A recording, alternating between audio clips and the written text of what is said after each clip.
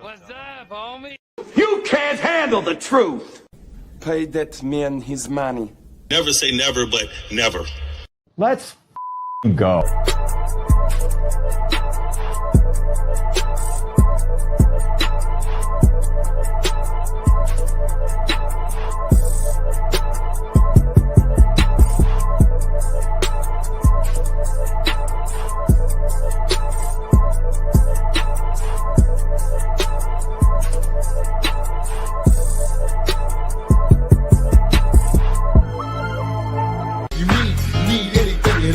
Drop it off to y'all if my homies call.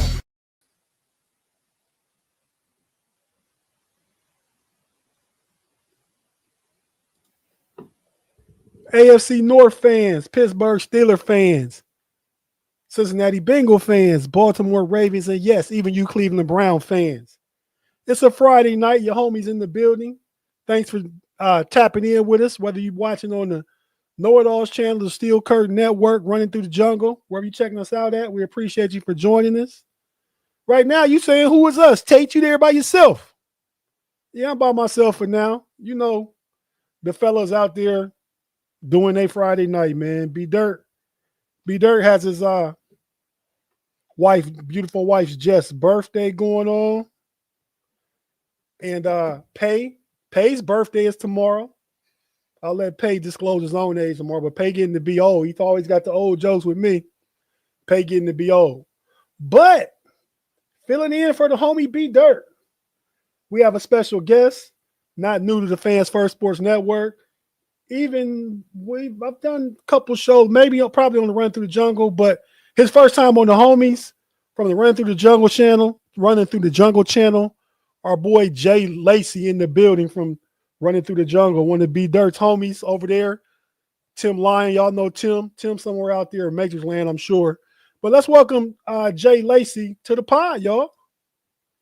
Jay Lacy, what's good, man? What's happening, man? It's good to join the homies, man, because, you know, I know y'all be running through a lot of shit talking on this show. It's great to get into it, man. So I'm happy to be on the show with you guys, with you today, I should say. Oh yeah, man. Well, y'all, we all one, whether we all here or not, man. But thanks for joining us. Live chat, let them hear it. Yeah, welcome to homie Jay Lacy. Hey, man. So, you know, before we even get this thing going, man, tell us a little bit about yourself, what you got going on, what podcast you're doing. With we know you obviously. We know you're a Bengals fan. Just tell us about yourself, man. Yeah, definitely, man. I'm born and raised here in Cincinnati, Ohio, still a local guy here. Obviously, as you already know, I'm a Bengals fan, just grew up that way. So I've seen a lot of heartbreak and disappointments. And as far as podcasting go, yes, for now we do the Run Through the Jungle show.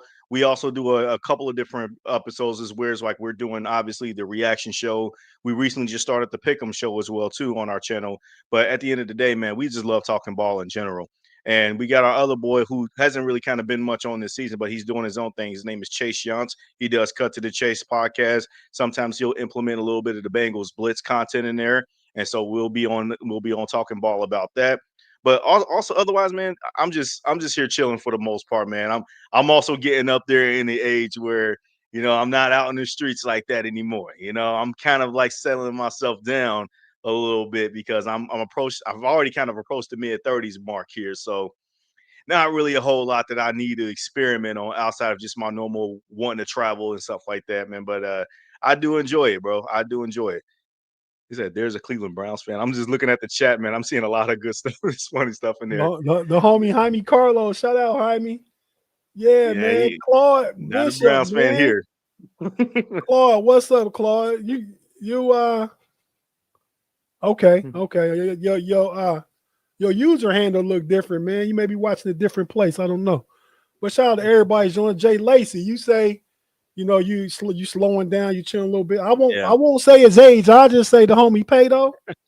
He probably just left the mid-30s, though. He probably just left you in your own neighborhood now. So I'll let y'all figure that out, whatever that means.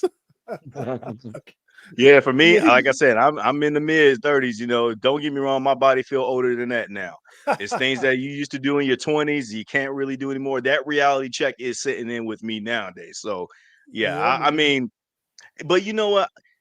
here's the thing about the 30s, because obviously in the 20s, you talking to other grown folks or whatnot that's like much older, and then they hear something talk to somebody in their 20s. They think that anybody in their 20s are all the same, whether if you're 21 or 28, it don't matter. There is a difference though. We notice that there's a difference while you're experimenting in your 20s. But when you look back on other people in their 20s, man, they don't care about none of that. I always felt like that once you hit 30 years old, that was the age you start to get respected as an adult. I don't know if that's probably the case like that anymore, because now I'm just starting to be, you're just a baby. I'm still getting all of that. I'm like, bro, when is the age going to creep up to where that whole you're just a baby is going to be not going to be a factor anymore? It's kind of it's to me, man, it's kind of secular, right? It depends on what group of folk you're talking to. You know what I mean? Right. Like as far as it goes right now, you big unk to a lot of people, right? Mm-hmm. I mean, to a whole bunch of low ends, Y ends. You know what I mean? Right. You big unk, you pass big bruh. But you know, I'm an OG. Yeah. You know what I mean? I probably was starting to drive when you were starting to walk. See, there's that disparity though. Yeah. You know, so you know how old B Dirt is. I'm a few years older than B Dirt. You don't even look like it though. Thanks, man. B Dirt is 2 months younger than my little brother. That's funny. That's 2 funny. months younger than my little brother. Yeah, man, but that's funny. So yeah, man, I get it though. But man, we got a good show for you guys. Typical Friday night. You know, the thing don't start moving because B Dirt and Pay not here. They sent their picks. I'll mention some of them, but we're gonna keep that score background. We don't have time to go all. Me and Jay Lacy gonna make our picks. I got Pay and B Dirt's. Like, I'm interested in seeing who Pay picks between the Bears and the Ravens, right? So I'll talk about that pick. I'll let you know B Dirt's prediction for the Bengals and Jets game. Some of the important games I'll bring their picks up, but overall, yeah, me and Jay Lacy gonna go through first, talk about the AFC North games. Then we're not gonna make picks, just talk about keys to the games. Then after we take our first break, our second break, I guess that'll be, we'll talk about all the games and make all our predictions at that point. And we'll just go from there, man. We'll see how it turns out. Before we go to our first break, let's shout out everybody in the live chat. Everybody has welcomed Jay Lacy, Craig Werlow in the building, Bigfoot Bob, Jaime, of course, the homie Jaime, Danny JR, 864. A lot of people, man. 67. Shout out AFL, always rocking with us. Who else is here? Claude, the Matrix Man Bishop, Mr. Woodside in the building. It's funny though. His comment. You got to pull up his comment because it's funny because I talked about the age thing as well too. 36 to 37. That's when nobody starts to call you young anymore, even older people. I love it. Right. Yeah, you get respect as you creeping on that 40. Yeah, but I mean, I think Mr. Woodside might be a little older than me, so he might not call you young, you full grown, but you know. Yeah. I feel like that's the age where you gotta already have your stuff together, man. If you ain't got your stuff together, as a full grown adult by this time, man, I think that is the expectation. I think that's the kind of where I take that comment in. But that was funny because I was asking about that question about what is the age is going to start being where nobody's going to look at you as, oh, you're just a baby. You still got all your life ahead of you and all that stuff. Man, we already know that. You know, but 36, 37, I like that answer. Yeah, hey, you got to start implementation of the plan at 30. I feel like you know, you can do stuff and have fun and do everything 30. And if you don't got the responsibilities at 30, if you don't have any kids or a family and a wife and all that stuff, you got a few more years. But at some point, hey, once you hit them 30s, boy, you better come out them 30s completely focused though, with a plan. Right. Start working it and everything for real. Trust me. Yeah, that's a whole thing. But usually on our show, I'm probably talking to a lot of old heads anyway. They know all this stuff. So you know, but yeah, man. Mel Blunt Tough just came in the building. Appreciate everybody. Everybody for rocking with us. Be sure to hit that like, that subscribe, that thumbs up if you haven't. Be it on the Steel Curtain Network, Running Through the Jungles, or our KnoItAllz channel. Just go ahead and tap in. We're gonna take our first break right now. If you watch every week, you know on YouTube, we're not going anywhere. We'll take a quick pause for the calls. For those folks listening to audio platform, after a few words from our partners and advertisers, And we'll be right back after this. Thanks for joining us on a Friday Night Homies. We'll be right back.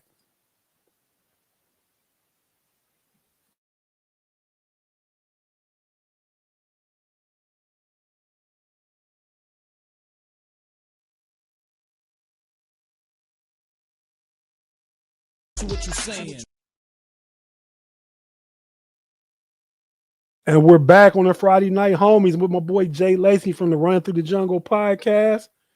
Here to talk about some of these weekend games. Let me just get our little background music going. We need a little background music in the building. Let's do it, Cut man. it Yeah, down. the dead silent, the Set the dead mood. quiet is. I don't like hearing my own thoughts at times like that. When you on a live show, man, you gotta hear the tunes cranking in the background. That's how I like to get down too.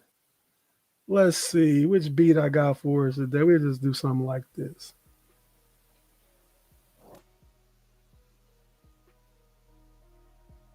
Okay. Jay Lacy, what AFC North game we'll talk about first? You know what? We'll say the best for last, and since we Bengals and Steelers fans on this episode, our teams is the best for last as far as the AFC North. Let's talk about this Browns Patriots game. Cleveland, I believe, goes to Cleveland go to New England. Let's see. Let me take a look here. Cleveland goes to New England. Mm-hmm. 1 o'clock game. Man, how do you see this game? I believe the Browns they won last week against the Dolphins. I think they're 2-5, and I think the Patriots are 5-2 or 4-2. 5-2, I believe. Yes, week 8. 5-2, man. So what do you think about this game? You think anything the Browns did is sustainable last week, or were they just playing the Dolphins? Or what do you think about the Browns in this game, man? Yeah, you know what? I feel like this number one can be a trap game for the New England Patriots for real. And I say that is because Cleveland, in my opinion, out of everybody in the AFC North, their defense is the one I trust the most. They got guys all over the place. We already know what Myles Garrett brings to the table. But that D-line is actually a force altogether, man. Isaiah McGuire, he's out there wrecking havoc too, getting those opportunities because everybody's so concerned and worried about Myles Garrett. You got Mason Graham, who's come on strong early enough as a rookie, man. So I think that number one, they're going to pose a lot of problems for this New England offense early on. Look, I get it, man. The spread is, I bet, like 7.5 points favoring the New England Patriots. They're at home. I like these guys, obviously, in this game as far as the Patriots go. But I got a funny feeling, man. The Patriots better be careful, man. Like, if the Browns start to sneak out of here and start stealing wins here and there or whatnot, you already know the AFC North is a struggle bus altogether. They can actually find themselves to steal this division away if they get things right on their side of things. Last week when they played the Miami Dolphins, I do think it was a twofold case where, number one, the Dolphins are just a hot mess altogether. I don't know what's going on with Tua. He's throwing picks left and right. And then on the other side of the coin is, well, the Browns still have a really good defense. So, and it's tough to play in Cleveland. You guys know that as Pittsburgh fans, man. Pittsburgh have a hard time playing in Cleveland. So I think you only had one win since 2019 up there. So with that being said, they're on the road now, and I don't anticipate Cleveland like coming out here and getting a staple win on the road in an environment like in New England. But I do think that they can make it entertaining to an extent. I will say I'm still going to go with the Patriots in this game to win this, but I'm not going to be surprised, bro, if Cleveland pulls off the upset victory here, just because, man, they got a good defense that can win them games enough alone. But, man, I also like what New England is doing on defense too. Milton Williams, bro, that signing in the offseason for them is paying off really well. Obviously, we can talk about Drake May on offense, but the defense for the Patriots, in my opinion, will pose more issues for the Cleveland offense, more so than the Cleveland Browns defense posing problems for the Patriots offense. Because Stephon Diggs, bro, he don't care who he go against on that defense. I like Denzel Ward's matchup against him, but I think that he ain't seen anybody that he hasn't even like faced like adversity-wise that's giving them problems or whatnot. So give me the Patriots in this one. I think it's a nice little fun game. If I were a betting man to have to bet on the money line on this game, I probably would not bet on the money line. I mean, because they're not going to make enough money off of that. I would probably bet maybe the Browns to cover, because if it's 7.5 right now is the line from what I saw here last on the ESPN Sportsbook. I think the Browns can get at least to 7 or 6 points. So that's how I feel like how I see that this game is shaking out.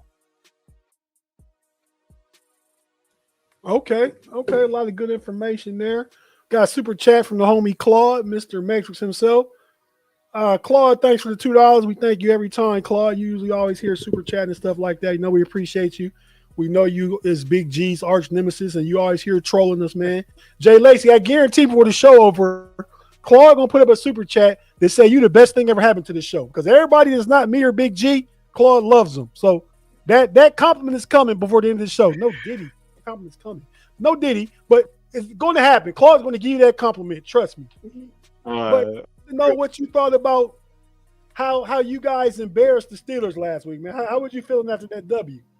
Man, I don't even put it as an embarrassment because it was a great game, man. Like if you weren't a fan of either one of these two teams and you just watched it like a normal Thursday night game, like a normal NFL fan, you would have been like, damn, that was one hell of a game. And kudos to Cincinnati for coming into this game and pulling off the win, because a lot of pundits and experts had already written the Bengals off.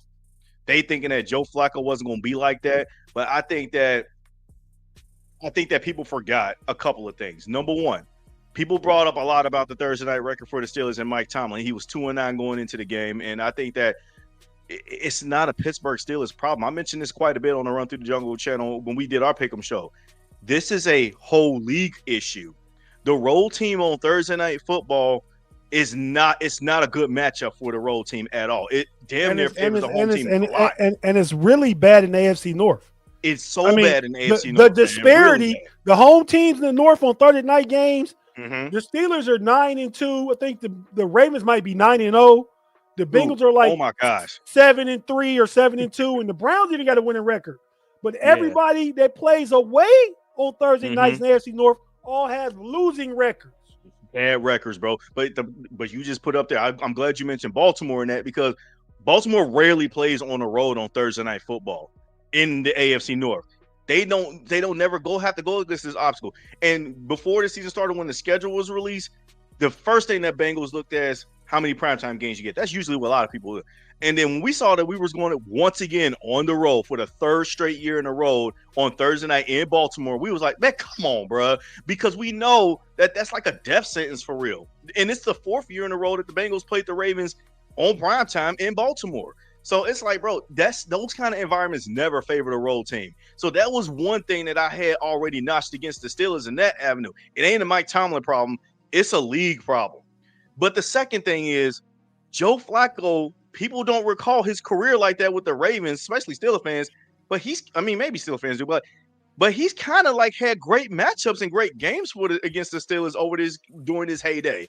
Like he gets up for those games. That win the other day, which you guys made Joe Flacco 12-12 over his career against the Steelers, 500. Yeah. And I'm not. And again, it's. I know Lamar Jackson now. I don't think Joe Burrow is 500 against the Steelers. No. I think that Joe Burrow is getting close because he hasn't played a lot against the Pittsburgh because, doing some of those injury seasons and whatnot. But outside of Joe Burrow, for many Steelers fans, because a lot of Steelers fans that's going to listen to the show, I don't think I know this, but I know a lot of Steelers fans, they respect Joe Burrow more than Lamar Jackson just because they know that if there's any quarterback that can walk in the Heinz Field / Acrisure Stadium and beat Pittsburgh, it's probably Joe. It ain't Lamar. I'm sorry. I like Lamar. I respect him, but he can't beat Pittsburgh in Heinz Field. Cleveland sure as hell can't either. So, but Joe Flacco was a guy that I wouldn't say he had his number, but he's had good games against Pittsburgh during his tenure. So, obviously, he has some L's, but he also has some good wins, too. And I think that a lot of people forgot about that, too. He ain't watched. I mean, he's past his prime. He ain't like the same Joe that he was before. But I think those were the main two elements, the Thursday night road game for Pittsburgh and then Joe Flacco sort of finding his footing. I used the measuring stick when it came to the Green Bay game, the game before that. I need to see how they look. He looked good in the second half. And I was like, okay, I've seen what I need to see. I never thought the Bengals were going to beat the Packers in Lambeau. The Thursday night game against Pittsburgh, that was the game, in my opinion, that you need to actually launch yourself off to have at least a fundamental offense, because you just wasn't getting it with Jake Browning. And that's what I think fans are finally excited for. It ain't about the fact that, we beat the Steelers. I'm going to be honest. For me personally, I can't speak for all Bengals fans. For me personally, this is not the Big Ben era Bengals that had us beat for like 11 straight times at one point. This ain't that Steelers to me, because I feel like those big brother, little brother syndrome, that's kind of done in my opinion. You'll always have us with championships. When it comes to rings, y'all got it. We ain't got no rings yet. But when it comes to the actual individual matchups, that's the game that I'm looking for. That's the thing that I look forward to the most, because I have fun when we go against Pittsburgh nowadays, just because I know it's a great game. We might not win, but we also might not lose. So, yeah. Yeah, I take that back. Joe Burrow's record against the Steelers was 4-3. 4 wins, 3 losses. Yeah.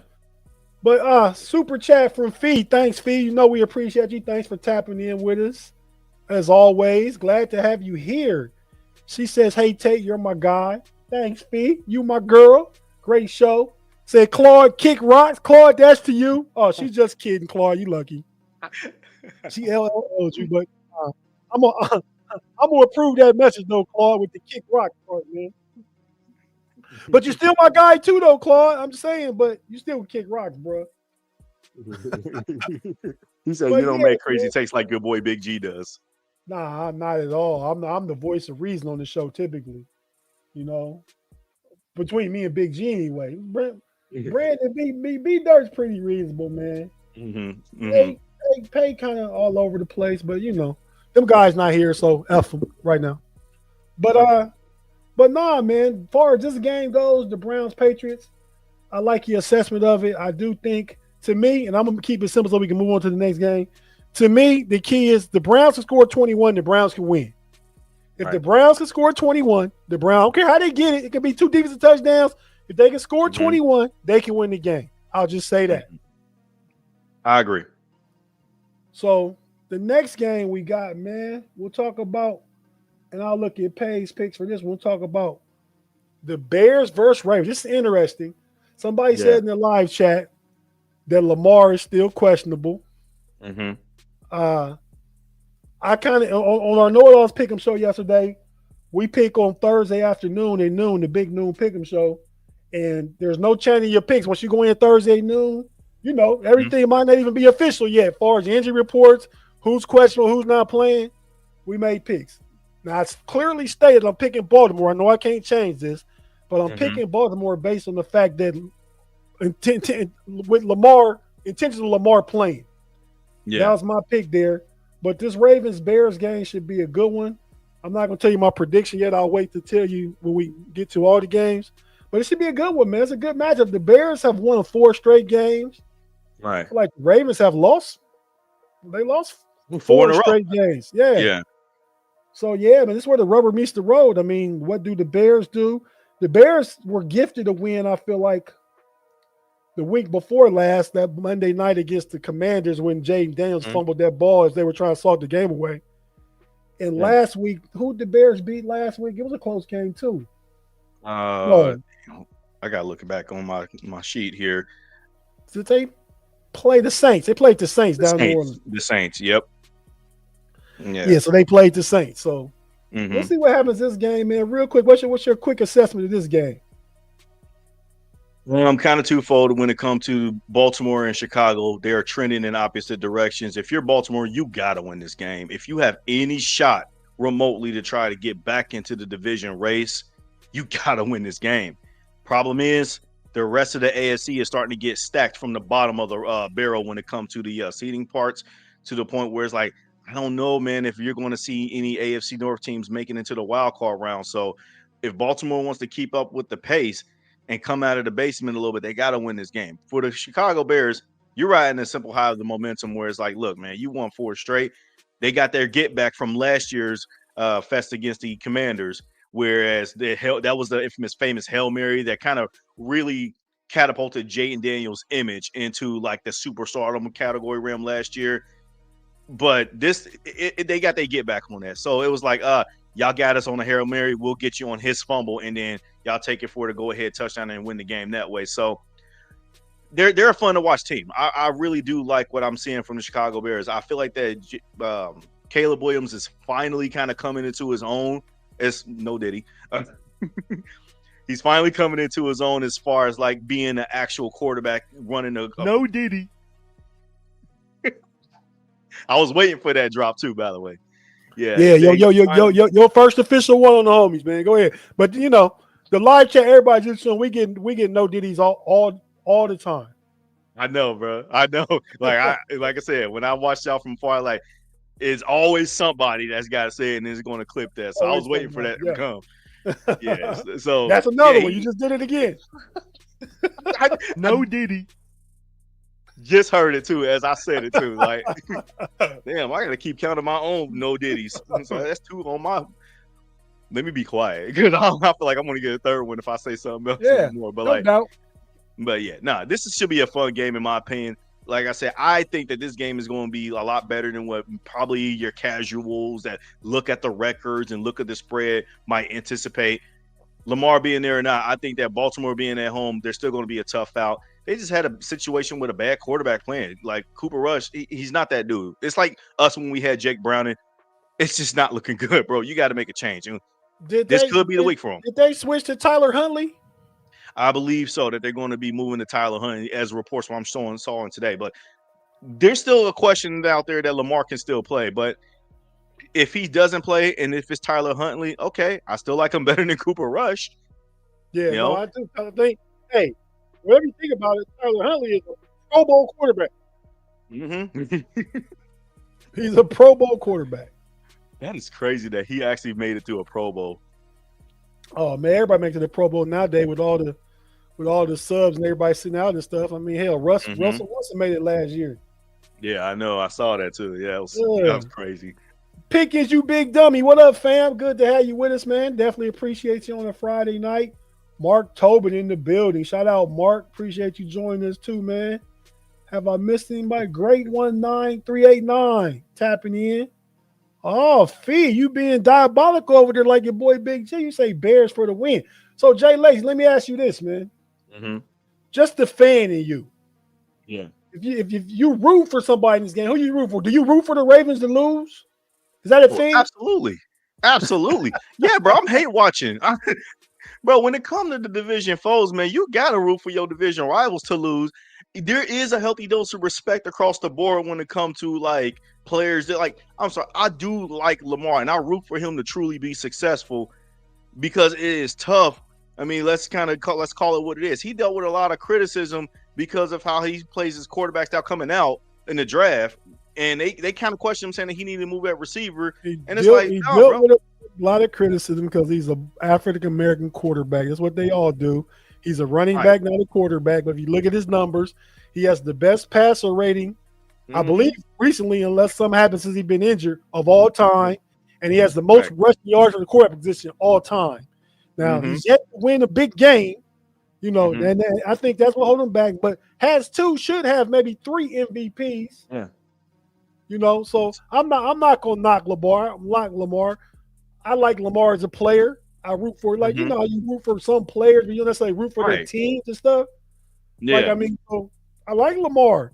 I mean, but I'm not in this game. I may root for the Ravens just because they 1-5, and I don't care if they win really, because Pittsburgh should control their own destiny as far as that goes. If they lost, I wouldn't be mad. But I think I'd rather laugh at pay and have the Bears lose and have the Ravens win than to see the Bears beat the Ravens, because then I hear it. You know what I mean? Yeah, and for me, because obviously, you know, I want the Bengals to be in the playoff position too, and they ain't going to give. It's not going to do any of them no favors if the Ravens win this game, just because we still got 2 matchups against the Ravens that probably will feature Lamar at most, and we probably still ain't going to have Joe at least for up until the second one. So with that being said, it's like, man, I got to stuff y'all down the bottom of the barrel as much as possible. I got to see y'all lose, but you look at the slate of games that they got, even after the Bears game, dude, it's a bunch of cupcakes. It really is, bro. So they already got the hard stretches out the way when it comes to going against some of the big dog teams, you know, and they lost to them, unfortunately. The Bills, the Chiefs, the Lions. No Diddy. You guys to chill. Wait, hold on. Did I do it again? I did. That's number 3. You got to get the hard stretches out the way. We going to clock that one all day. All right. Okay. All right. That's fair. I did not notch it down as a third one, but but yeah, man. Yeah.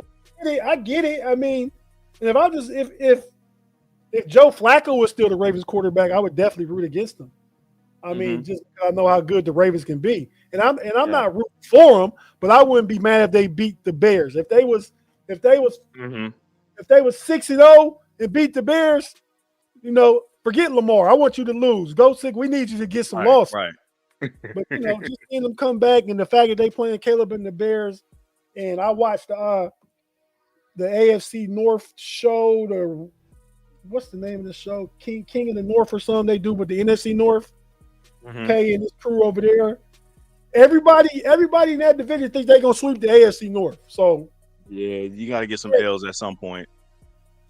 We had Dave from the First and Skull Vikings podcast come on as a guest when we played the Vikings, and man, he had me questioning my own team. Man, the Vikings are going to destroy us over in Dublin. And I don't think the Vikings have won a game since then, man. But the way they was talking, though, my God. But yeah. Man, I'm anticipating a good game between the Bears and the Ravens. I think Caleb Williams has been playing better, like you kind of alluded to. He's not looked bad lately over his last, I'd say, since the last half of last year and then going into this year. He had a couple of bad throws, a couple of inaccuracies and things, but he's still a young quarterback.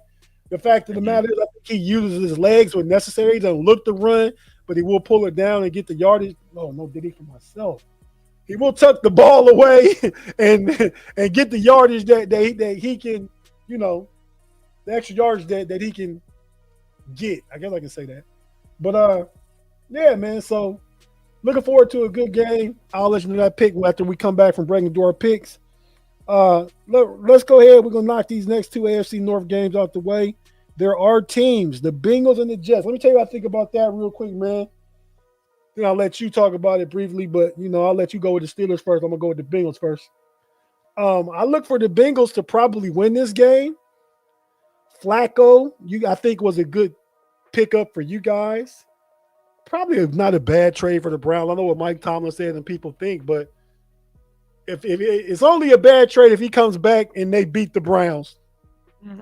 And Flacco, well, by that time, Flacco may not be playing. I think you guys played the Browns last game of the season. Right, correct, yeah.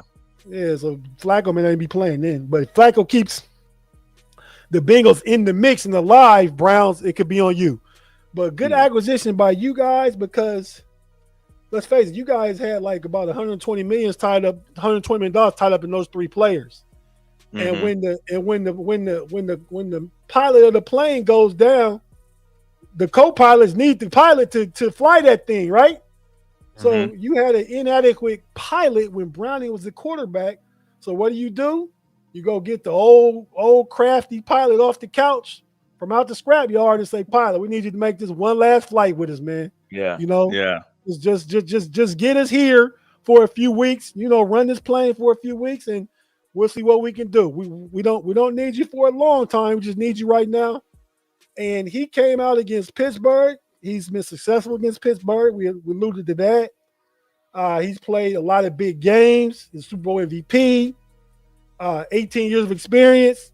And he was a good investment simply for the fact not that he is a major investment in the way of money allocated, but he's a major investment in the way what he can do for your other assets, Jamar Chase and T. Higgins. He got them guys the ball. Because they're two of the, probably to me, the best wide receiver duo in the league. I know Jamar Chase and Justin Jefferson go back and forth. And who's number 1, 2? Jamar Chase number 1 again, whoever didn't think it. Jamar Chase number 1 again in my book. But yeah, man, so Flacco getting those guys the weapon. Your defense didn't play super well. He gave 31 points to us. Steelers, if they defense play like anything, Steelers, you guys win that game. The Bengals look good. The Jets are on a struggle bus. Aaron Glenn, don't sound like Woody Johnson going to fire him, which is okay with me because, I don't care. But, Justin Fields, you left Pittsburgh. You regret you was bad in Chicago. You were where we're at right now. You were 4-2 last year and 6 starts with the Steelers. Steelers, you leave. We get Aaron Rodgers who couldn't win nothing with the Jets last year. Now he's 4-2. And you over there big 0-7, getting benched for Tyrod Taylor. And I think the Bengals are going to just outscore you guys. Bengals scored 28. You win that game. The Jets ain't proved to us the past 2 or 3 weeks they can even get to 15 points. So that's how I look at that game. How you look at it real quick, man?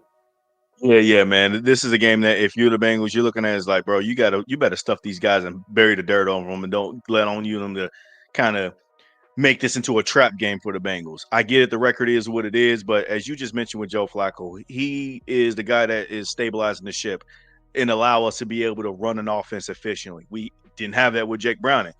As we already mentioned before, Jake Browning was just absolute trash, like to the point where I don't even think this dude needs to be in the league anymore. His opportunities as a backup quarterback might ever be in question moving forward after what this happened year. to him? Because when he stepped in a few years ago, he was good for a few games. What happened to him? I mean, so regarding the 2023, there's a little bit of tongue in cheek in that. Go ahead. I already know what's coming. Go ahead. It's going to happen again because what you just said after that. No, Diddy. Okay, that's one for both of them. Go ahead, man. I'm marking it down as 5, by the way. So, but regarding Jake Browning, when it comes to 2023, I get it. People look at the record and be like, "Oh, well, he was doing good when Joe Burrow wasn't in there," and I'm like, "Yeah, he did all right."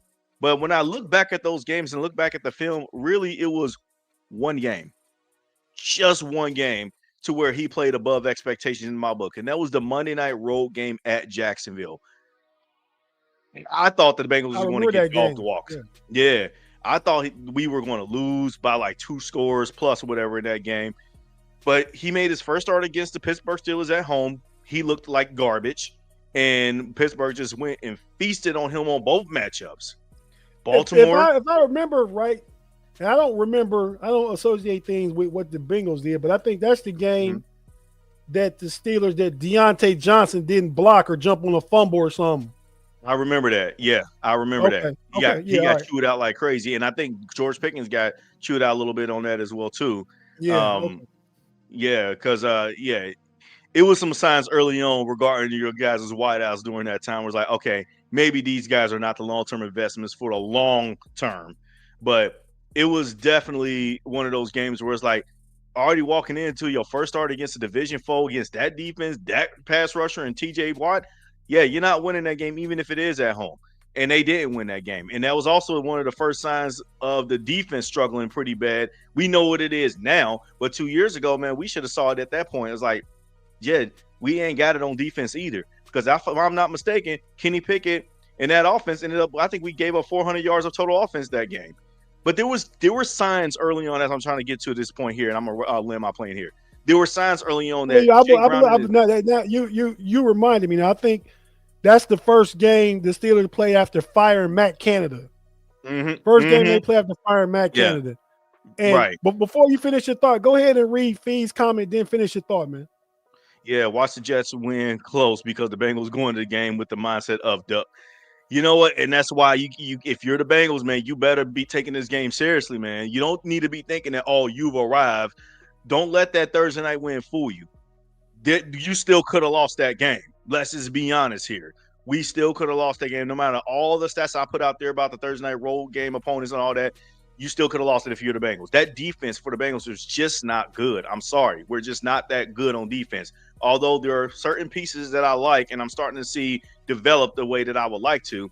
But I think that with Jake Browning, he just lost his magic, bro. Like, there was really no magic there to be had. I think the team also around him 2 years ago was better. You had Joe Mixon running the ball better, taking the pressure off of him a little bit. Jamar Chase, he showed you that he can be a guy that can really be a catalyst and steer the offense. And as long as you just target him in the ball, same with T. Higgins. The Vikings game, and everybody remembers the Vikings game the most because that was where T. Higgins had that crazy extension of the arm to get in the end zone. But that was a T. Higgins game. Like, Jake Browning was not good that day. He was just not good at all. He threw a couple of interceptions and got us down 17-3 going into the fourth quarter. And if it wasn't for T. Higgins rescuing the situation, I don't know, man, we could have lost in that game too. But there were signs there that Jake Browning is not sustainable as a quarterback. And I think that when he had to come into the lineup to start games since Joe Burrow went down, yeah, you kind of snuck one against Jacksonville, who really beat themselves. But the bottom of the barrel fell out with this kid, man. He is just not good. And I think that people just got caught wind of that early, that this dude he does not have an NFL arm, and you need to make a change real quick because you can't continue this, especially if you're trying to talk about getting the hopes of Joe Burrow coming back. You can't you can't keep trotting Jake Browning out there and thinking that you can run the same stuff. You can't. So good move by the Bengals making a Flacco trade. But I think for this game, you got to keep the momentum going. You cannot give the Jets any sign of life if you're the Bengals. And if you're the Jets, man, I don't know. I mean, you can pull off upsets. There's always a pathway to win games and to lose games because it's the NFL any given Sunday. But you ain't got Sauce Gardner. You ain't got Garrett Wilson in this game. You still don't want to give out the book of who's going to start at quarterback, whether it's Tyrod Taylor or Justin Fields. I think that's a weird approach by Aaron Glenn, the coach. Bottom line is, I think that he might be a one and done head coach at the end of this year. They keep up with this here. Yeah, man, I don't disagree. Okay, so we can keep moving. Let's go ahead and you go ahead and tell us your thoughts on the Steelers Packers. What are you looking forward to in that game? Oh boy, my favorite game of the week when it comes to our division, man. It's Aaron Rodgers, man, going against his old team. I mean, you can't ask for. Only thing I do wish for is that this game was in Lambeau Field, just because if Aaron Rodgers gets the memory of just walking on the Lambeau Field for the final time, if this is going to be his last season in the NFL, it would have been great if it was on the road in Green Bay this time. But it's in Pittsburgh. It's still against his old team. Man, this is going to be one of my favorite games to watch.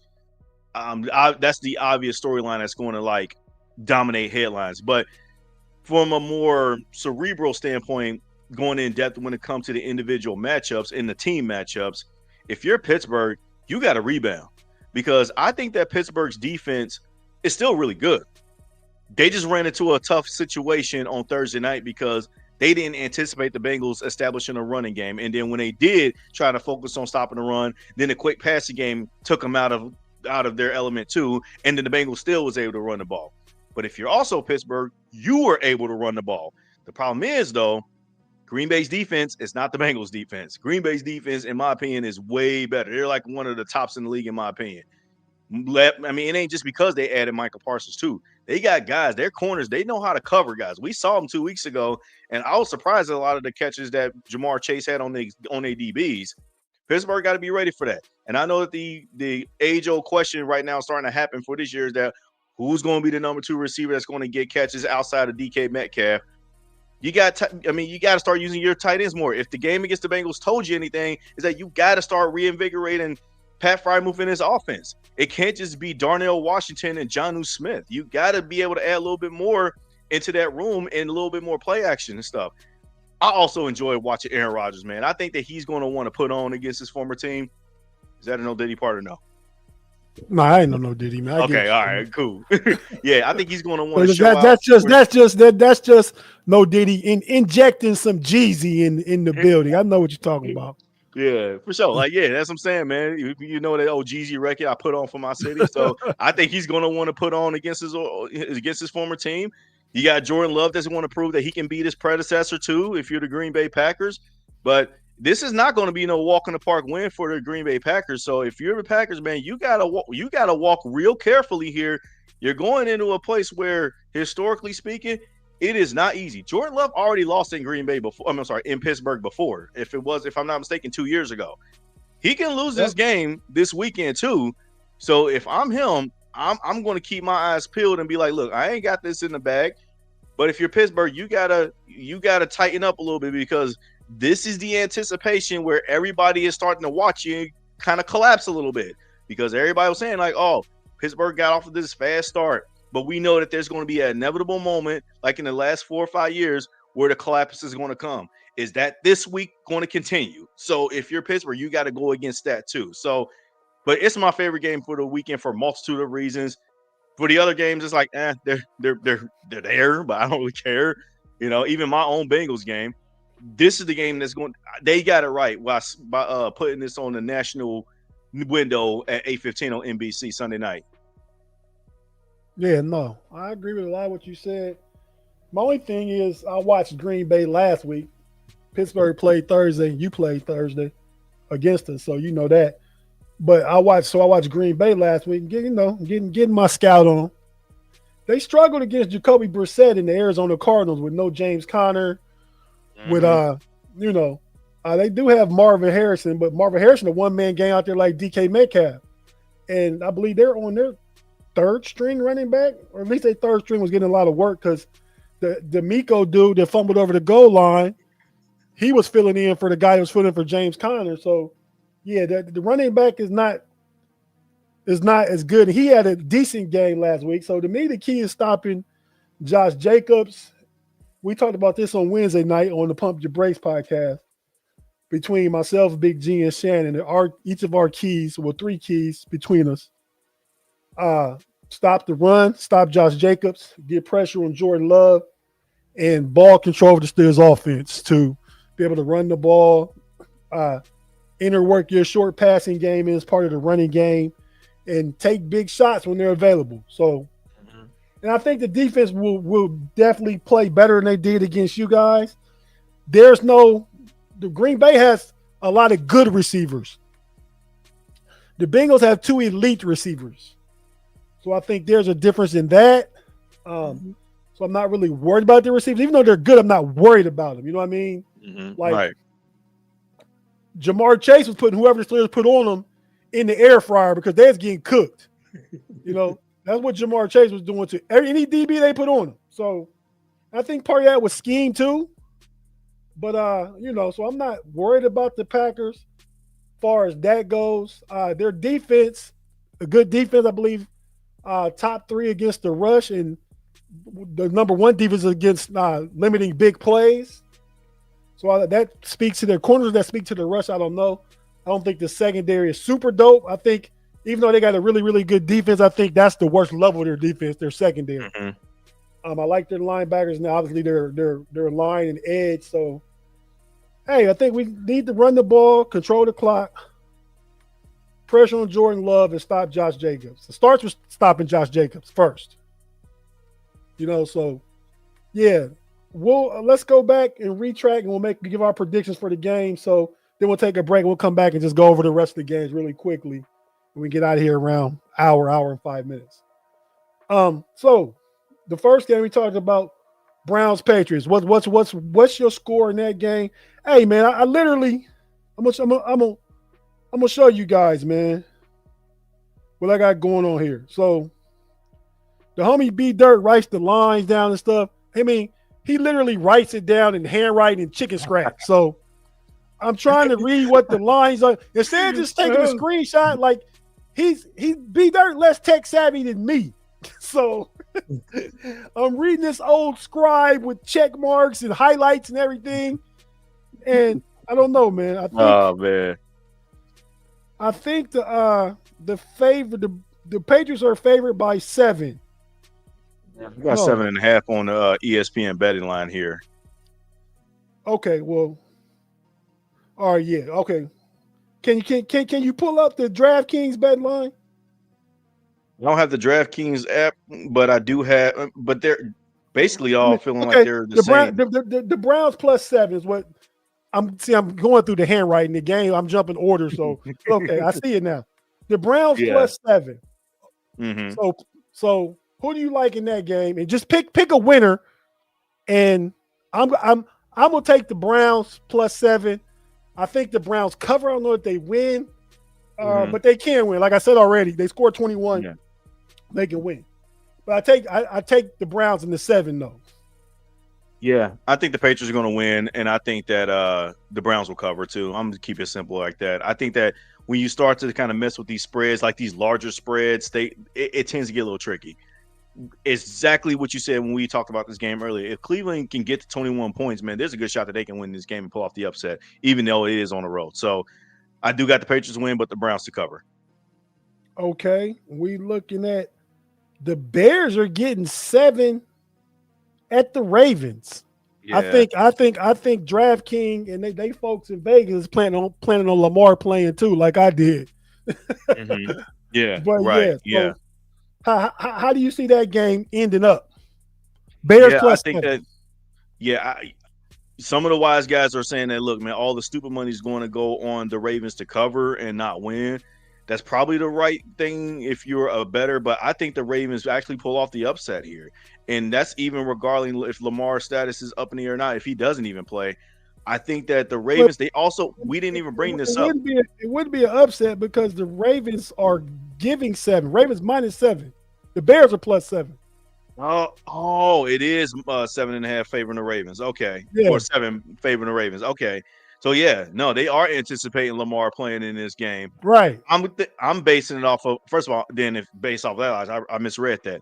I'm staying away from this game, but from a betting perspective, because I think that the Ravens can win this game just outright. Period, regardless if they have Lamar or not. I think one of the underrated elements that we ain't talking about is the Ravens going to get a lot of these guys back coming from injury, like Roquan Smith, all those guys. That part. They get a lot of these dudes back, and they're going to have some depth now. That part. So I think that they're in for if Lamar doesn't play, the Bears are going to be in for a wild upset because regardless, I just don't trust the Bears in this spot, even though I want to see them win as a division rival enemy against the Ravens. But I think that the Ravens, they got to stop the slide at some point, and I think this can probably be the week where they kind of get themselves on the right track to start going on a run before Lamar officially comes back and start playing ball again. Yeah, no, I agree with you. That's the fact, Jack. So I'm going to say, I think Lamar plays, and I think Derrick Henry gets going. And the part that you said, that's why I said facts about, is that other guys are going to be back too. Mm-hmm. Roquan Smith going to be back. Marlon Humphrey may be back. I mean, they've been missing a lot of pieces the Ravens have that they're going to get back. So seriously, I'm not saying I'm looking forward to it, but I think as far as this game goes, you got to take that into account. I think at home they can win by 7. I think Derrick Henry has a big game. Coming off a bye, he's rested. He's revisiting those fumbles in his head that he's had earlier this year that, not are direct results of them losing, but are part of the reason they lost some of them games. Mm-hmm. So, yeah, I'm gonna take the Ravens to cover that. That's a big number. That's 7. But I think if they're gonna win, they're gonna win by it's gonna be like a 31-21 game. So I'm gonna take the Bears to cover at home. Okay, now let's just go in order. No, we still got 2 more. You guys against the Jets, the Bengals against the Jets. The spread on DraftKings is Jets +6. Jets are getting 6 points. Yeah, I'm picking the Bengals to win, and I fully expect the Bengals to cover in this game. It's time to show some muscle. That look, that Thursday night game was not a fluke for the offense. That this can actually be a real weekly thing. You can also you might see Joe Flacco maybe kind of regress a little bit, like maybe throw an interception here. But as long as he knows to get the ball to his receivers, Jamar T, and I'm also going to throw Noah Fant, the tight end. He's been coming on since we signed him. So he's kind of came on strong a little bit. Is that a no diddy? I feel like that's a no diddy. Nah. All right, cool. All right. The chat got to keep me in line, man. No, I did hear what you said in front of it though, so I'll revisit that. If you said Noah Fant's been coming on strong, so yeah. But no, that's man. Another one, bro. That's another one. Yeah, I'll take it. It is. Yeah, that's 6. But yeah, man, I got you guys winning. Like I said, you scored 24 points. It's a cakewalk. You scored 24 points, you win by 11 because the Jets ain't scored over 13 since September, I believe. I don't know. But so I see this game going the Bengals' way. Flacco in his 3rd game has got a little chemistry going with Chase and Higgins. The fact that you got a guy that's capable passer has opened up the run game a little bit for Chase Brown. So yeah, man, I like the Bengals to go ahead and win this game. And that's in New York, right? Oh no, it's here, Cincinnati. Okay, in Cincinnati. Okay. The last one, the Steelers, the last one for the division. The Steelers hosting the Packers. The Steelers are getting 3 points. Packers -3. That sounds about right. Boy, on paper, you would think that it's going to be you can pick the Packers in this game, but I'm not surprised that if the Steelers win this game. They're at home, and they play better at home. The defense plays at home. And now I'm not just talking because you're playing the Renegade at the stadium and none of that. I ain't talking about none of that. It's just that playing in Pittsburgh is really tough to do. And until you actually experience it, especially as an NFC team, you just don't know. It's like when we talk to NFC teams about playing against Lamar. It's different than when you see it on film. Until you go against them in person, you ain't going to know until you actually get on the field and experience it. But I got a funny feeling that Pittsburgh is going to drop a second straight game in a row, and then you're going to hear all of these national pundits talk about like, oh man, here comes the Pittsburgh slide again. The difference is I don't think Pittsburgh's going to go on this crazy losing streak a little bit like how they ended last year. I think that they may lose this game by a couple of points. So I guess in the retrospect, I'll go with Green Bay to win this game, but Pittsburgh to still cover the 3. And I think that they only lose probably by 2, kind of like the Bengals and Steelers game this past weekend.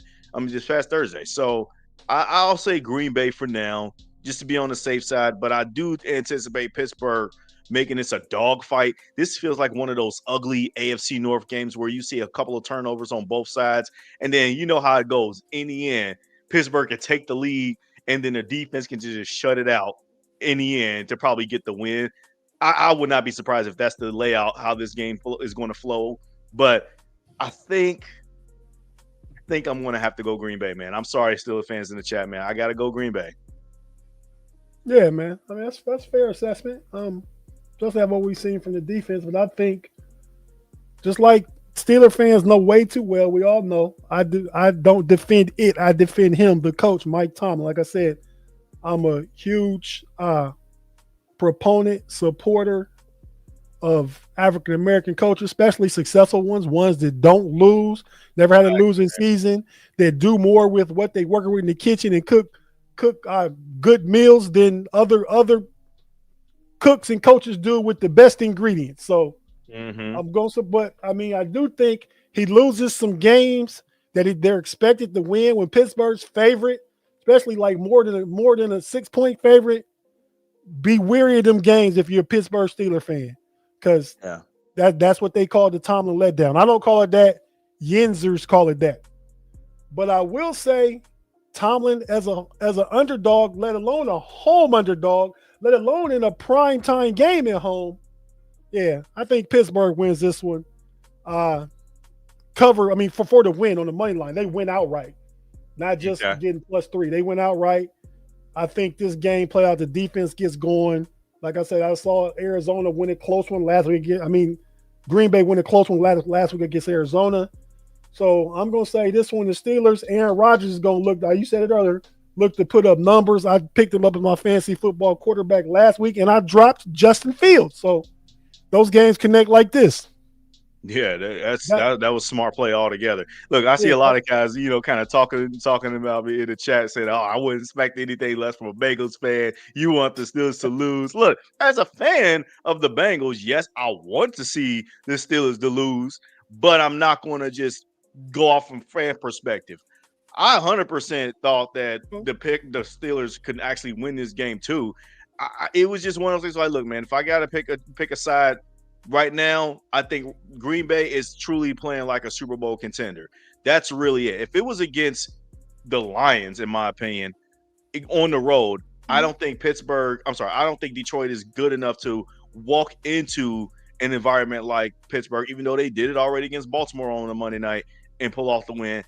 But I think Green Bay they still got to keep up pace with as showing up that they're one of the elites of the NFC, and they can't afford to be dropping games with Detroit still right there in their face as well too. So I think that's also part of it, but I do like Pittsburgh to bounce back strong in this game. And I think that I would not be surprised if Pittsburgh wins this game and Aaron Rodgers looks like Aaron Rodgers from, again, Thursday night, and he just finds that fountain of youth again. So I like it. I like it either way, but again, sorry, Steelers fans. I know y'all going to turn up on me a little bit. I expect nothing less from y'all.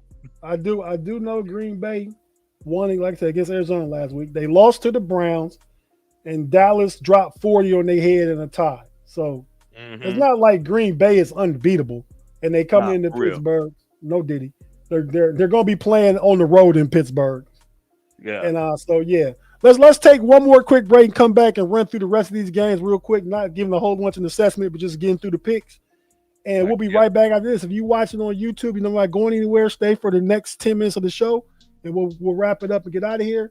If you listen to the audio podcast, we have to hear a few words from our partners and advertisers, and we'll be right back after this. Stay with us. This is the last of these picks on the homies with your boy Tate tonight and the homie Jay Lacy in the building. We'll be right back.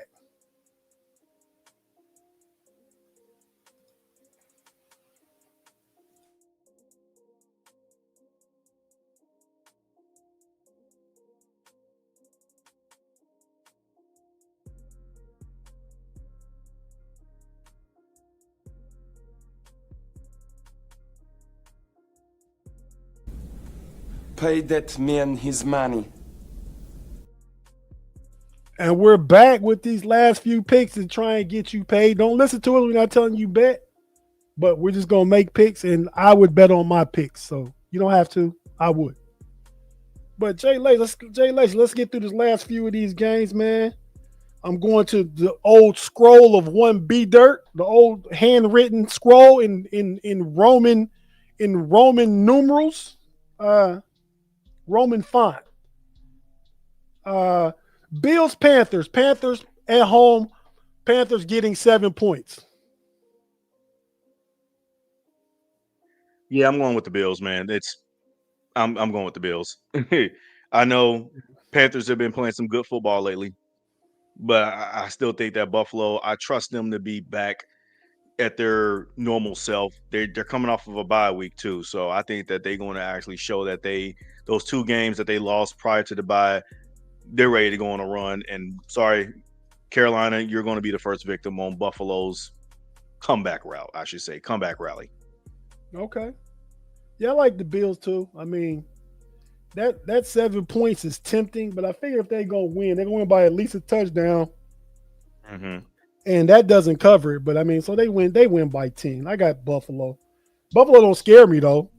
Unless they make a trade and get an explosive weapon outside, they don't scare me. You just focus on little Dalvin Cook, little brother James Cook, and taking Kincaid out the passing game. They don't got no explosion outside. So nope. Giants getting 7.5 against the Eagles in Philly. Yeah, I'm going to have to rock with Philly, man. I think that they do not want to get swept by the Giants after losing to them on the road in Thursday night. Again, that Thursday night road team curse still lives on. They're at home this time. And I fully expect, even though that A.J. Brown, I believe, is going to be out in this game, I still expect the Eagles to kind of really, I won't say put belt to A on this one here, but I do expect a nice sizable win and a solid, comfortable win for them, to the point where it's like, okay, we got this in the bag. We can kind of let our foot off the gas a little bit. Giants may kind of like storm back in the end to make it look like a respectable score, but nobody should be fooled by the final score, how it indicates, even though it's still a division game, anything can happen. But with the NFC East, man, it's pretty much how it's always been laid out. Yeah, I got the Eagles with this one here. Boy, your mama told me you was disrespecting her, okay? So pick one. Either way it go, this ends with you getting a whooping. Yeah, man. Philly gonna go ahead and take that belt on them this time, just because of what they did to him last time. You got Devontae Smith, A.J. Brown going last week, so the last tape the Giants gonna look at is from last week's game, and they gonna see that, and they gonna, because they weren't able to pass the first game against the Giants on that Thursday night you're talking about. Jalen Hurts struggled, threw a pick down in the red zone and everything. Might have been his only pick of the year. It was his first pick of the year to that point. I don't know if he's thrown one since then. But, all that's cleaned up. And the only thing can happen now is that the threat of that pass now opens up the run game, and Saquon Barkley going to hit you over the head. So I definitely got Philly winning this game by more than the Tub. So, yeah, I'm picking Philly, man. Yeah, for sure. Dolphins, Falcons. Dolphins getting 7.5. Real quick for me, Dolphins, one of the worst teams in the league. Atlanta played a tough game last week against the 49ers, but I think they handled the Dolphins. I think that 7.5 is they gonna win by more than 7.5. So give me the Falcons, man. Beating the Dolphins just terrible, man. I don't like Mike McDaniel and everything. So that's where I'm at with that one. I'm with you, bro. We ain't even got to fully escapade on this one because everything you said, bro, I fully agree with. Dolphins, I wouldn't even touch that team with a 10-foot pole. You can no Diddy that at this point. I don't even care. No. They're a bad organization, bad team, all of that, bro. Got you. 49ers are getting 1.5 against the Texans. Texas favored by 1.5. That's like even money. Who you liking that one? 49ers on the road? Yeah, I kind of picked the Houston Texans to win this game. This is a coin flip game, and I'm not surprised that the Texans are favored. I think that people know that the 49ers record may probably be a little bit of a fool's gold. They got too many injuries, and you can't sustain that way. Meanwhile, the Texans got one of the better defenses in the NFL, albeit they looked bad last week, but I fully expect them to kind of look like the normal Houston Texans that we've known with C.J. Stroud and that defense. D'Amico Ryan's kind of like really kind of developing that defensive side of the ball to his strengths, and I think that they win this game, and I'm not fooled by the record one bit. Give me the Texans. We got a super chat. We'll get out of here. We got a few more picks to make, but from Claude, I'll let you read it, Jay Lacy. And I'll just say I told you so. Go ahead and read it. That is funny because you literally did just warn me before the show, even like as the show was going on to start. But great show, Jay Lacy. Thanks for carrying the show. But Tate, you weren't too bad tonight, so I appreciate the compliment. But come on, man, you got to give Tate his flowers, bro. He's phenomenal, man. Appreciate you, Claude. Appreciate you, Jay Lacy.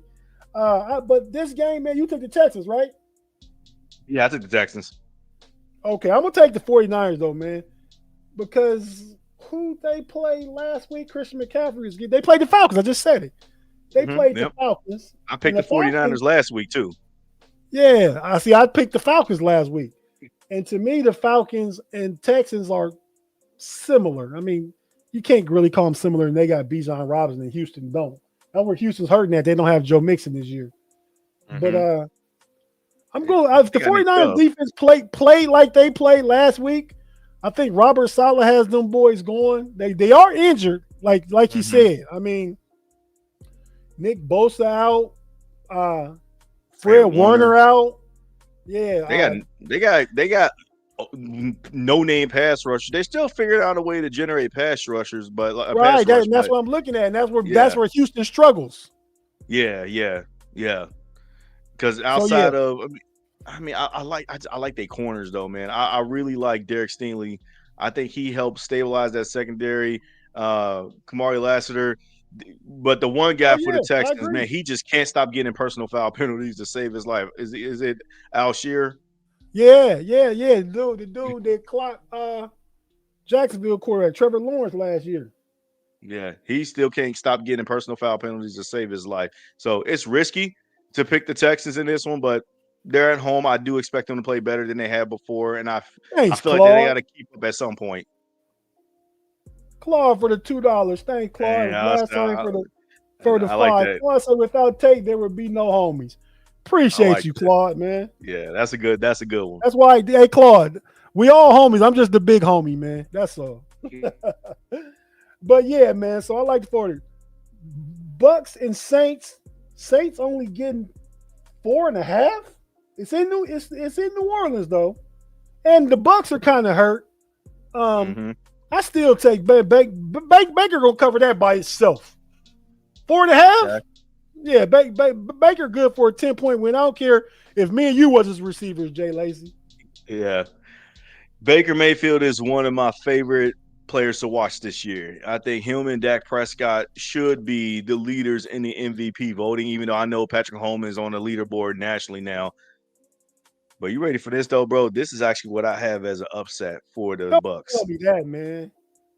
I do. We pretty much got a rule on the homies. Now you can pick them to cover, but you can't pick them to win, man. We don't pick the Saints. We don't pick the Dolphins. I think that we switch sometime because one time we wasn't picking the Panthers either. And somebody might pick the Jets early, probably me because I had Justin Fields my fantasy quarterback. But yeah, man, nobody picked the Saints ever. I don't think Pay picked them to cover when they were, I believe, getting almost 14 against somebody a few weeks ago. Yeah, and they may have covered that, but nobody picked them to win. But go ahead, Jay. I just had to say that. I mean, look, I get it. Trust me. From the eye test, is from the the numbers, all that stuff tells you, man, look, just pick the Bucks. They're playing like their hair's on fire right now, bro.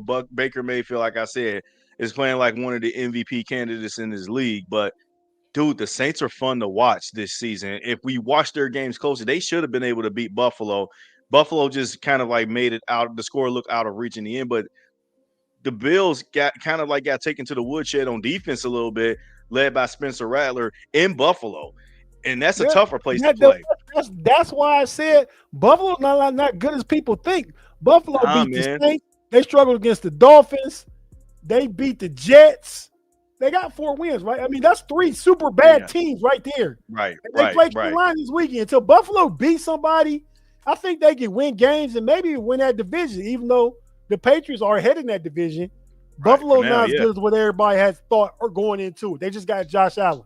And that just kind of amps up everybody's expectations when it comes to them a little bit. But like, and also too, if you know historically about the NFC South, when it comes to the Bucks versus Saints, the Saints have always historically given the Bucks trouble. Now that could also been the Tom Brady kryptonite kind of thing, kind of like Joe Burrow's kryptonite is the Cleveland Browns in this division for some reason.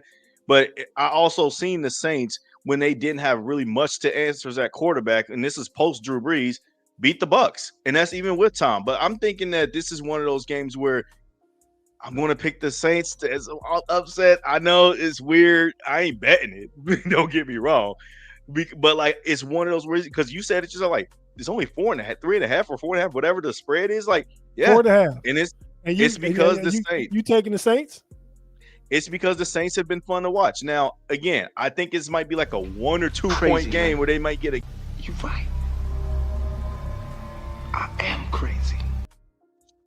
Go ahead, Jay Lacy. Finish up. I'll take the crazy. I'll take the crazy little thing. I like that, by the way. Y'all be got some dope spins on this show, man. I love it. But yeah, I had 2 upset specials, and one of them was the Ravens and Bears, but the other one is the Saints over the Bucks.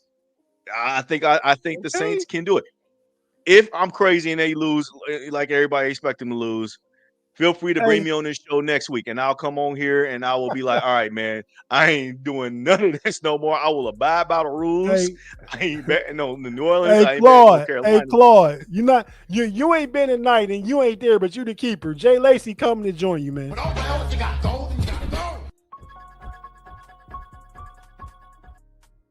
he in the Matrix with you, coming to visit his boy Tim in there, Claude. But yeah, man, next up game, Cowboys getting 3.5 and Mile High against the Broncos. I like the Broncos defense more. I like the Cowboys offense. I think the fact that it's in Mile High, I think Bo Nix is going to do something with his legs. I'm taking the Broncos, giving it 3.5. I got the Broncos winning a 24-20 game. Yeah, this was tough for me to pick. I ain't gonna lie. I ultimately landed with the Cowboys to be able to pull off the dub on the road. And that's just because, man, I don't really know if I trust this Broncos offense long term. Like I thought I did. And I was thinking that they was going to just start going crazy on folks, man. Like that, Bo Nix, he ain't seeing no sophomore slump. He's been good. Last week they pulled off the miraculous comeback win, but like, I'm sorry, but like, the Giants really ain't all that impressive to me either. And the Giants should have won that game.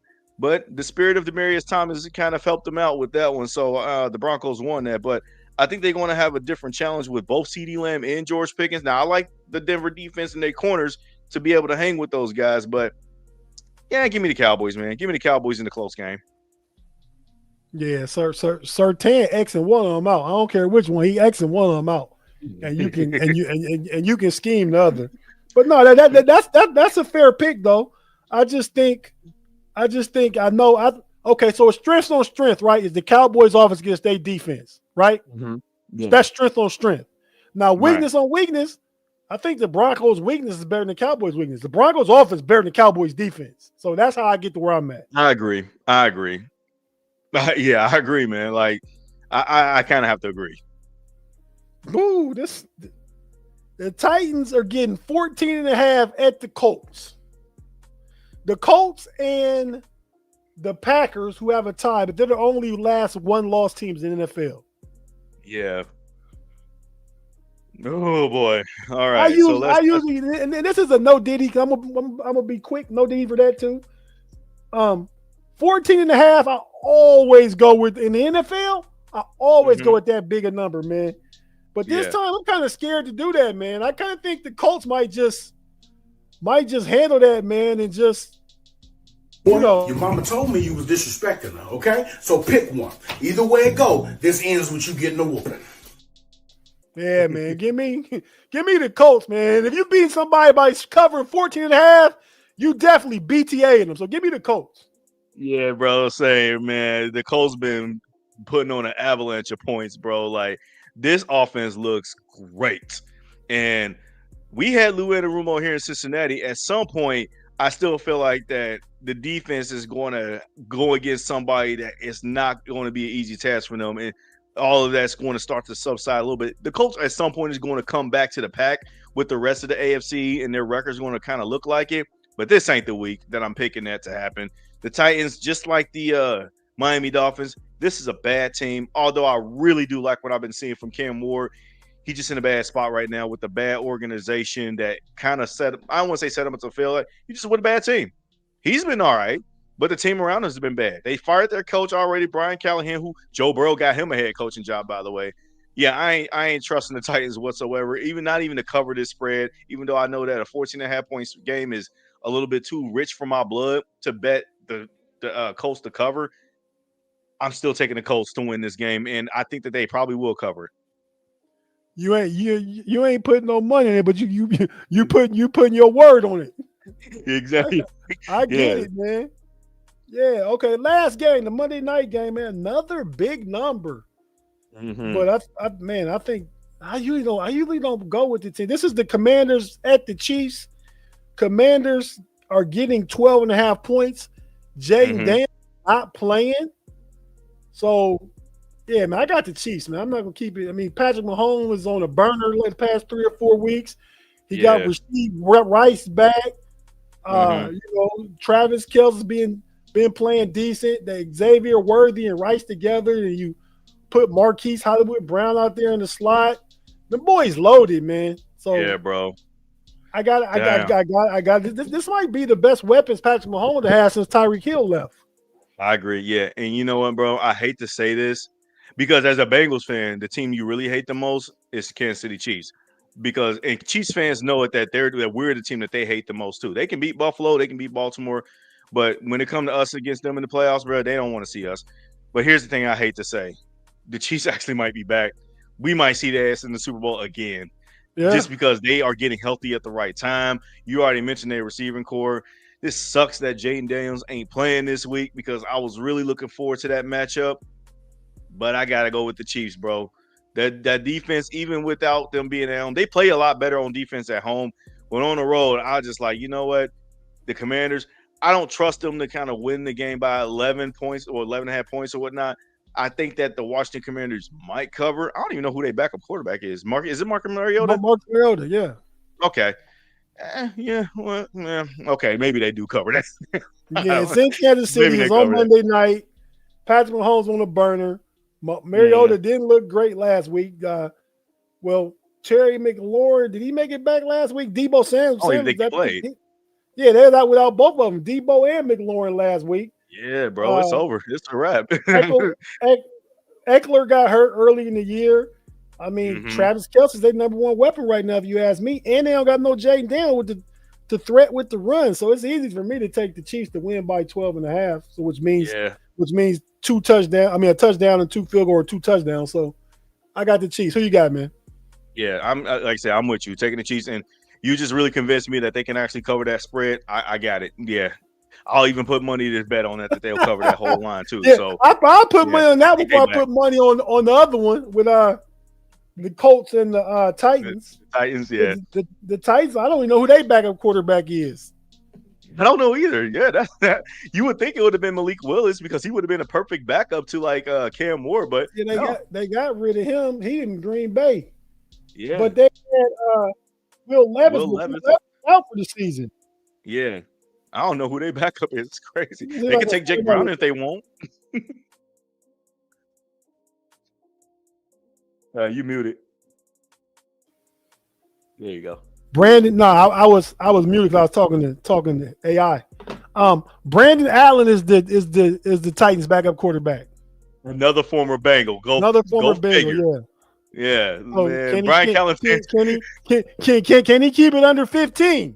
Man, seriously, like nah. Another former Bengal backup quarterback that was not good, and yeah, I'm not even gonna go there. Yeah, okay.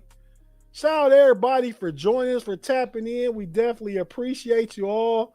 Had a great time. We got Jay Lacy back, man. A lot of good football intel, football knowledge. You know, he might just be a step under your boy, the football savant here. But so we definitely had a homie back, man. Jay Lacy, go ahead and plug yourself. Tell us where we can find you, what's going on. As a matter of fact, man, next time in a couple of weeks, Steelers and Bengals play. Let's have you back then, man. That week. Let's do it, man. Let's do it. Let's make that happen. I definitely want to make my way back to the show. Especially, I already gave a promise. Especially like if shout out from your boy. Thanks for the 2, Tim Lyons. Thanks, Tim. Appreciate Jay you, yes, sir. The Running Through the Jungle podcast. Definitely go check it out. Jay Lacy, you ain't got to say it. I'm saying it. Go tap in, hit the like button, subscribe button. Hey, I ain't telling you to watch it. A lot of y'all Steelers fans. But, man, get them boys a like and a subscribe and check them out sometime. Hey, yeah, we talk ball on there. You know, you're going to have me on there. So I'm a fresh face on the show as well, too. So you guys know how you guys got a chance to experience the deep dive and the analytical mind that I always talk with when I do on the show, when we do Running Through the Jungle episodes or Raw reactions. I come with a lot of emotion. I come with a lot of passion.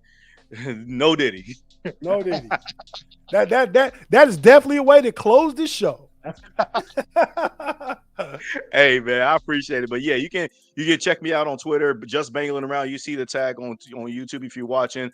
But like I said, you can catch me on Running Through the Jungle every Wednesday night at 8:05. That's when we go live on our channel. But like at the end of the day, man, this is fun. I definitely can't wait to make my way back onto the Homie podcast here with you guys again. Appreciate you, man. Thanks for joining us. And until next time, tomorrow, man, let me say this real quick. Tomorrow, we're supposed to make the college picks in the morning with Big G. And then the Jag 2G, just a guy in 2 Geniuses show. We're gonna be talking about the NBA, the gambling fiasco in the NBA, and then we think across sports. We're gonna talk about that. I haven't got a chance to set the time yet. Tomorrow, last week we went in like 10:45 up to about 11:45. I'd like to do the same thing tomorrow, but man, every other Saturday, I forgot when we set it up. Every other Saturday, your boy got a barber's appointment. I got to be at my barber's appointment. That's at 10 in the morning, so I don't know if I'll be back. We'll see how we might run a little later. We might go later in the day. We're gonna get that show out there.